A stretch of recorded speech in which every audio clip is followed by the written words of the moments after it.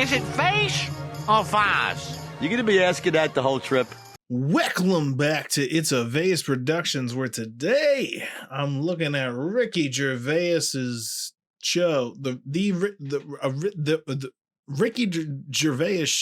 Ricky Gervais. I don't feel like doing a big intro, and that was kind of a record scratch in and of itself. So let's just dive right into this show, see what's happening.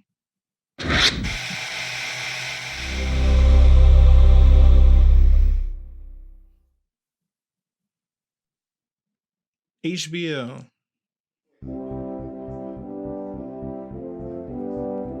For the past few years, Ricky Gervais, Stephen Merchant, and Carl Pilkington have been meeting regularly for a series of pointless conversations.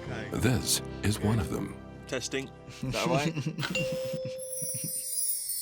Hello and welcome to the Ricky Gervais Show with me, Ricky Gervais, Stephen Merchant. Hello. And the little round-headed buffoon that is Carl Pilkington. What?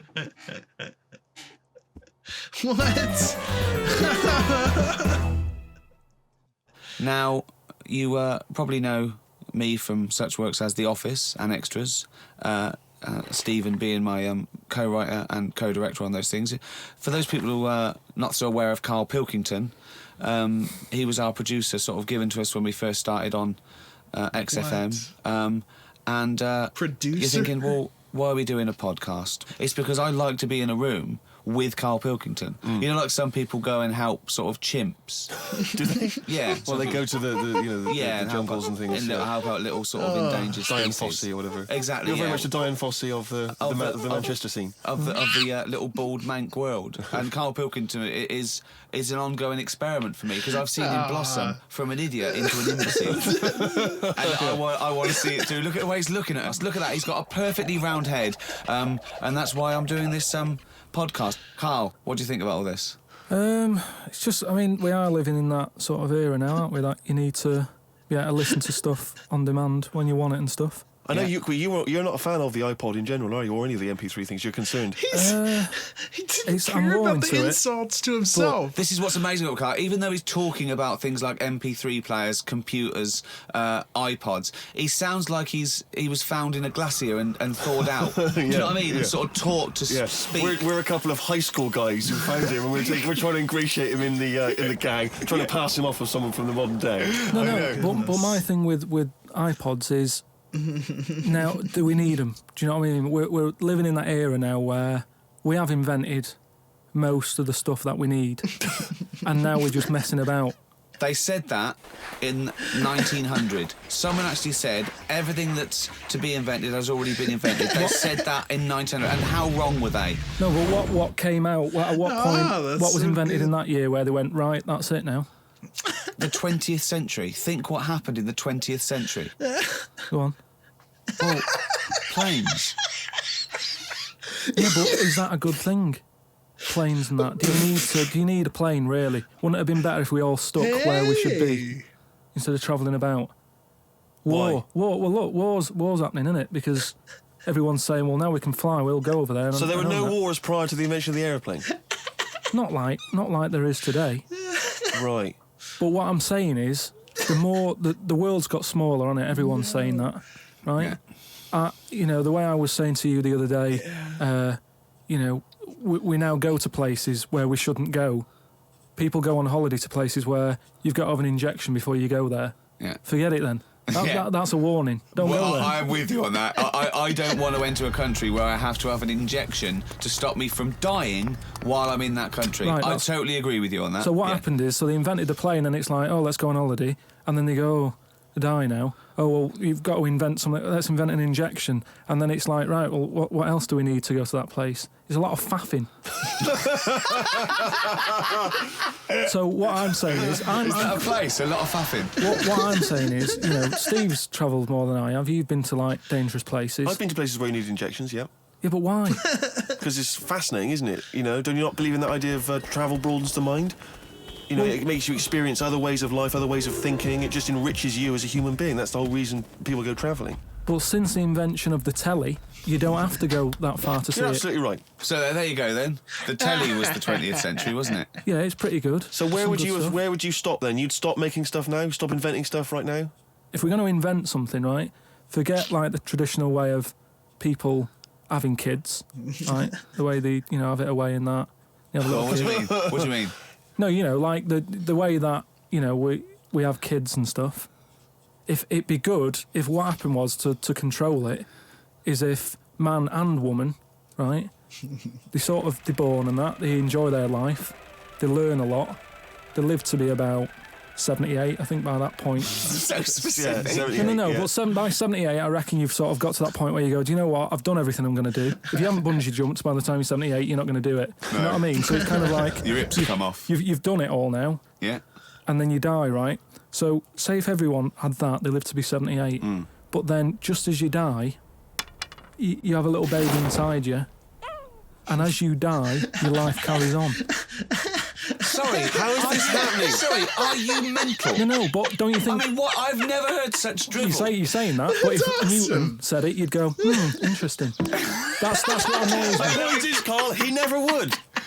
He'd never say it, that's the point. But if you never say it, I don't understand what you're talking about there. How was it? How is there a little baby in a 78-year-old? No, what I'm saying is it's like an apple where the apple grows and it's got its little baby pips in it and the apple grows and the seeds are planted and a new one's born. But that's what happens. But that is what reproduction is. Yeah, but I'm saying babies aren't being born left, right and centre. It's controlled so that as someone dies, someone's born. But Carl, stop. Whose responsibility is Look, this? if you don't want to do it, we won't do it. But I'm is it just supposed to be nature? Has nature got to develop humans so that we act that way? We live that way? Or is this a scientific experiment? He said to you then, he said, look, if you don't want to do it, we don't need to do it. Like, if you were up for it, we'll sort it out. We can do that. We'll have a whip round so we can do the research. I just think at the end of the day we've got to do something. And is anyone keeping an eye on this and looking at what we can do next to control the population thing? It does my head in that I've got to live in London for work and what have you. And there's loads of people here. And, forget going out on a Saturday night, it's too busy. And you can't move and they keep... I mean, what annoys me about London So is... your solution is that 78-year-old women have little babies inside them. And as they slip away into death, the little babies... And how is that baby then raised? Who looks after the baby? Because it's a pretty good system having a baby while you're young enough to look after that baby and make sure it lives to, reproductive age itself. I mean, that system's been working for years. Nature sort of sorted it out. Natural selection and evolution sort of makes that a good model. But wait a minute, nature. Pop that on hold, because Carl Pilkington's got an idea. Yeah. That's what it was, just an idea. Yeah, well, it was nonsense. It was just... But thank you for it. I mean, it was the ramblings of someone you'd find by themselves in a hospital eating flies. This is the sort of thing you find when if they find maybe a pamphlet or a booklet written by a psychopath. Someone just before they went on a rampage and then turned the gun on themselves, they go through their possessions and they find a book and it's got weird drawings, women with knives in their face, and this kind of garbage. In fact, I saw a similar sort of theory written out on a wall, but it was written in shit. Exactly. Yeah. No, all I'm saying is, I think it's when people die normally, everyone's fed up about it, aren't they, and a bit down. But if when you pass away, you go, oh, we're gonna miss Gladys or whatever. But then there's this new life brought in. It's almost like a bad news. But you're talking about it like someone could pick this idea up and run with it. Like you've given them enough information to do it. How is this possible? Where does she get the baby from?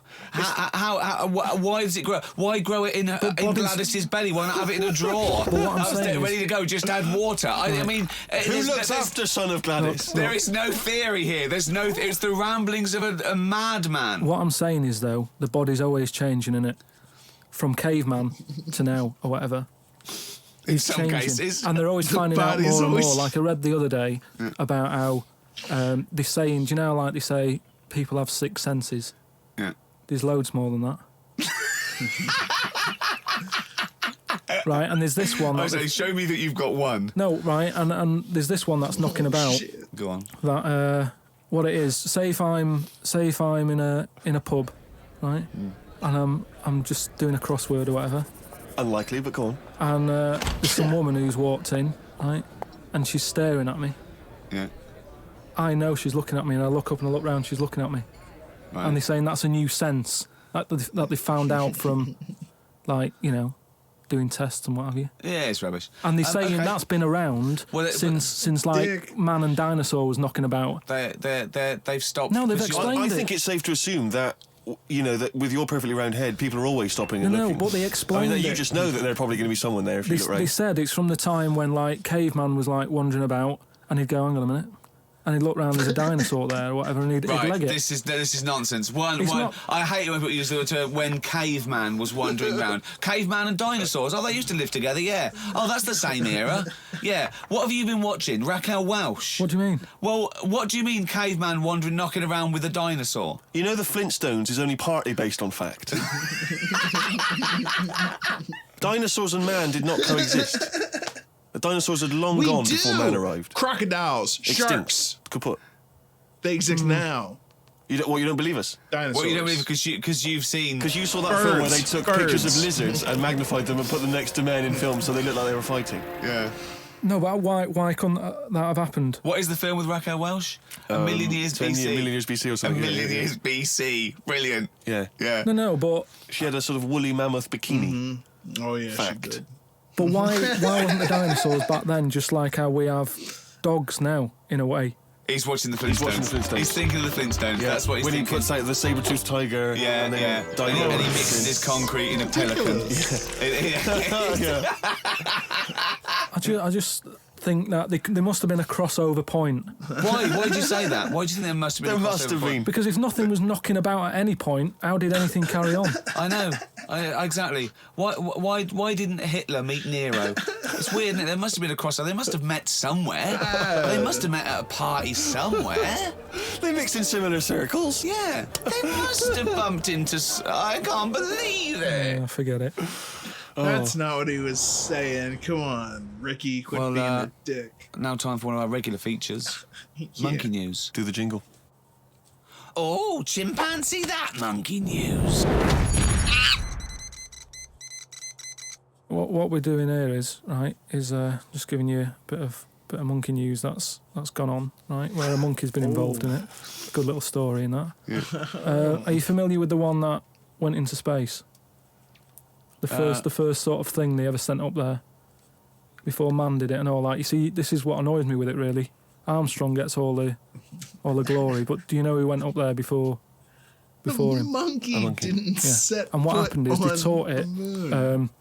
what buttons to hit at the time that it needed to hit them, and the way they did this was like give it bananas. It was like hit the red button, and it hit the red button. They'd give it a banana, Right. and they go right. Reverse is the green one. Hit the green one, and then they do that and go there's a banana, and then they go right. Hit reverse, and it go and get a banana. Hit the red. So it was taking commands on like headphones. Right, but how are they Is giving that it how the you banana? learn to do radio? I just said a How are they banana. giving it the banana? What do you mean? No, Well- this is before it went. You wouldn't just go and put a monkey in it and go there you go, get on with it. They'd sort of put him in one of them capsules that you get, Yeah. and they were on headphones. I don't believe this happened. Well, I'm telling you the story now. So the monkey I sat. don't think they trained it to do anything. I think they sent it up there and he put electrodes coming out of it to see what It wasn't it's- any of that. They did a thing like they do, like they can with animals. If you give something, like a treat, you can teach it how to do it. It's just like a dog, isn't it? It's called Pavlovian conditioning. However, that was to see I if had a it would banana. salivate or go over to Yeah, a well, particular corner, yeah. not if it could control a spacecraft. Next one up. It's the next one up. As far as the monkey's not sat there going, oh, I'm a bit under pressure here, it's a rocket. All that's knowing is, I'm getting a banana if I hit that button. That's all the monkey's thinking about. They wouldn't put billions of whatever. space But how dollars. can they be sure that it's going to press the button at the right moment? Because it's got headphones on. It's not like willy-nilly. It's not just like pop it in there. and Willy-nilly, see- who's see- that? But what's to stop it from just hitting it any old time? Because it's a monkey and it's Because not a human. Because he's trained now. But Oh, it's anyway, trained. so It's fully listen. trained. Yeah, go So on. what happened is, anyway, Oh, this is absolute rubbish. they popped the monkey in there, Yeah. He's got his headphones on. They're going, right, hit the green one. This and, is I think there's something there that a little banana of comes out to Space keep Force. the same. No, you're making this up. I'm not. It's the same. There's no way that they made a so spacecraft they can- that had a banana dispenser. Right, There's so- no way in this world that they made a spacecraft that could go into outer space, right? So what- so manned by a you're- monkey with a banana dispenser. So you're saying that it's easy to send something up to space, but you don't believe there's a little banana machine? Right, okay. So it comes to the launch day. Monkeys sat in there. Everyone's ready. Bananas are stocked up and all the rest of it. They go, right, hit the green button. Right, and the rocket goes off and what have you. No, they would not make the monkey launch the rocket. Carl, you are living in a cartoon world. So the rocket goes Let off. him go. This is absolute Let him go. bollocks. It's all going well. I don't know It's what you're all- going to... It's not going well. it's going There's well. no way a monkey launched It's a going- rocket. There is no way a monkey launched a rocket, So you it's all idiot. going on. So they go and hit the left button and it goes The left. left button. Right, Oh, so- well-known spacecraft command. This is Houston. Hit the left button. Oh, brilliant. This is what happened in Apollo 13. Hit the left button. So it you goes are- left. Yeah, it goes left. So it goes left and it's going well. Left. It goes left. Yeah. No, the moon. You're going right. It goes for the moon. Everything's going well. They get up there. It does whatever it does. It reverse. It comes back. Right? So then You are, honestly, you are brain dead. So it's you are long- one of the most stupid people. That I would rather have the monkey drive me listen. home than you. So the thing is, so it lands back. Yeah. It does a good job and everything. It gets out. And this It's sick of bananas. This is where it turns a bit sad, because after it done that mission, right? Because it happened and it was all safe and everything, the next one would have been to send man. Right. So the monkey enjoyed it and it was like, well, I want to do it again, right? But they were like, So how did they know that? How did they know? just the way it looked and what have you. It was like, Fuck off! Just the way it looked. You are a maniac. so the thing is though, right? So after it had done that, it was on such a high, right? Yeah. It could never get that high again. Change drugs. There was nothing that it could do. Went on tour, did it? It sort of ended up killing itself. Because it could never get that buzz that it Right, got. that was absolute bollocks. None of that is true, except they sent a monkey into space, and I'll check that. Absolute drivel. So in your mind, it committed suicide. It went on a crazy bender, drinking drugs and women, and Like then it does happen. You hear it was about found it. in you a hear about motel it. room. Monkey dead. Monkey dead. I met Derek Acora the other week, oh yeah. right? Now, who's he? Which one's he? He's Is he a medium? He can contact the dead. Is that right? he just chats to him and that, passes Sure. messages on. Nice of him. So I said, "Oh, tell us something a bit weird and that." So he said, "What do you want to know?" I said, "Just something weird." So he goes, "All right then." He said, "Here's one for you, right?" And he said, "There's this pub out in the country," and he said, "There's this mug. Do you know those old mugs that they have, where they used to like leave their own cup knocking Like a about, didn't they? Oh yeah. Tankard thing." Yeah. So there was one of them mugs in there, right? And everybody Tankard. Let's use tankard if we've All right, established a that's the word. tankard, yeah. Because you're the only mug in this story. Right, You believe so- in it all. High five. Great. So this tankard's knocking about, right? And everyone who's running the pub keeps going, "Oh, I wish they'd stop leaving this tankard about," right? And they pick it up. It must be a pain. Having a tiny, small tankard in a pub. That must be a real grind. So every time they sort of picked it up and went, "We'll have to wash that," and they popped it on a different sideboard. Next thing you know, that person who's touched it died, right? Sure. So They must have been getting through bar staff. so they kept getting in new staff and that. And they were like, "Oh, what's the connection here?" Right? Oh, God. So they get a vicar in. Of course they do. And they go, "Look, there's a lot of weird stuff going on here. This tankard, every time someone touches it, they die." So he said, "Leave it with me." He gets his special water out and what have you. He comes round, does a Special little prayer, water. sprinkles it. He goes, "Right, not a problem, don't worry about it." He picks it up, chucks it in the bin. Guess what? What? Dies in a crash on the way home. Because he picked it up.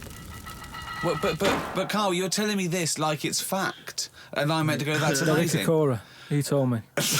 Carl, I have no opinion of that story. other than I'm pretty sure there was absolutely no connection between touching the tankard and him dying. That's all I'm sure It's of. not just him, though, is it? I'm not going to even contest the chain of events. All I'm saying is there is no connection. There is no connection possible because I believe in logic and the laws of the universe. Yeah, but what I mean, you never pick up a vibe of... Like, I've got a mate, right, who is living in this big stately home, right, and he's living in there now. He pays £100 a month. There's about 80 rooms. Gee.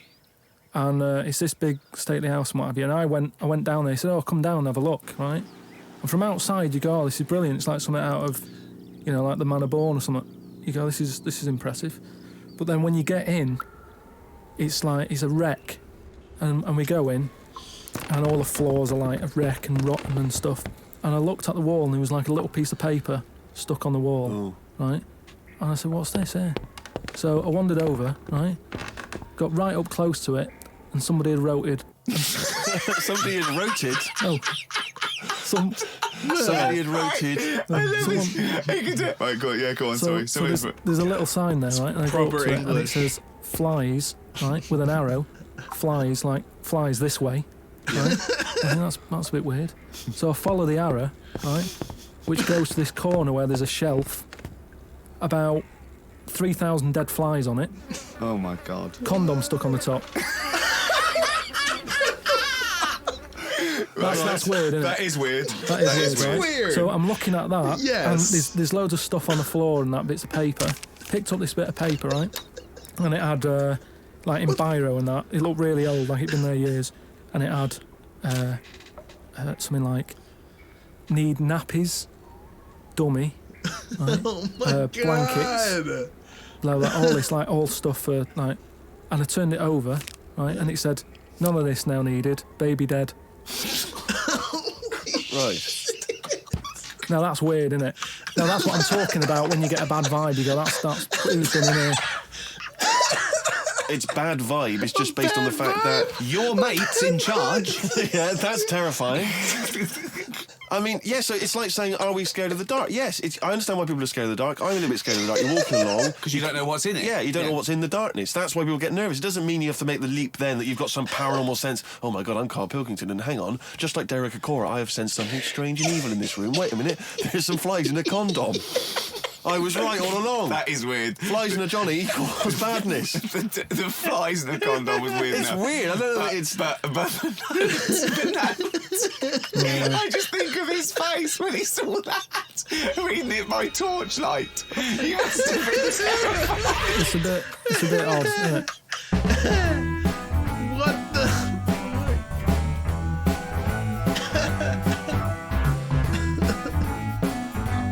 That is great for many reasons. Obviously, we have people that are familiar working with each other. As they said at the beginning, it was Ricky Gervais and that other guy worked with him, was what, I forget what they said exactly, but they are well equipped working with each other. No, they're on the same page, as it were. Kyle is something, as they described, was like a producer that was thrown at, like, we're making a show, here's a producer, and it's this guy, and they're clearly like on different pages. And I gotta say, I know that's part of his bit, but Ricky Gervais, it just is, kind of a dick. He takes it like too far sometimes in this, and that's part of the comedy of it, but I don't know. Maybe he gets too caught up in what he's doing, but it's not necessary to take it as far. It's also interesting that, like, the things that this guy comes up with, look at how interesting they are. I mean, they come up with whole animations and things when they describe them and they talk about them. Like, it's not nothing that it's almost like embracing the absurdity, but he's being like totally, I don't want to say like realistic, but that's like his thought process. Like this is, or at least it seems to be. This could all be an act. I don't know. Maybe the whole thing is something that they plan out beforehand and then they execute it very well. And if that's the case, wow, did they do a good job? And kudos, double kudos to Kyle to offering himself into this role, which is a role of ridicule. I mean, he does that anyway. So like super bonuses to him no matter what. But his role is that of one of ridicule and looking at him as being foolish. But he comes up with a lot of fantastical ideas. And that's and that does create a very good interplay of like his view versus their view. And that creates, you know, the conflict which is necessary for something to be interesting. Yes, they have ideas, they think differently, and that conflict creates, and the animation also is very nice, very good. It reminds me a lot of, and it's probably almost, it even looks like it could be the same people that did that show Crank Yankers, if you ever saw that back in the day. But anyway, it reminds me a lot of that. Anyway, very much looking forward to watching more of this show. That had me cracking up, and they move seamlessly from idea to idea. It's very good stuff. I was already a fan of Ricky Gervais. I think someone showed me part of this show. I know I've seen parts of An Idiot Abroad, but I'm planning on watching that too if I can for this. But either way, this was very good. I'm very much looking forward to watching more. Tell me other things you would want me to watch in the comments below. Tell me what you thought of this in the comments. Make a comment. What's your comment? I'll more than likely look at it and try and respond if I am able to. But yeah, what'd you think? What do you think? What do you know? What do you got? I'm out of here. I'm done.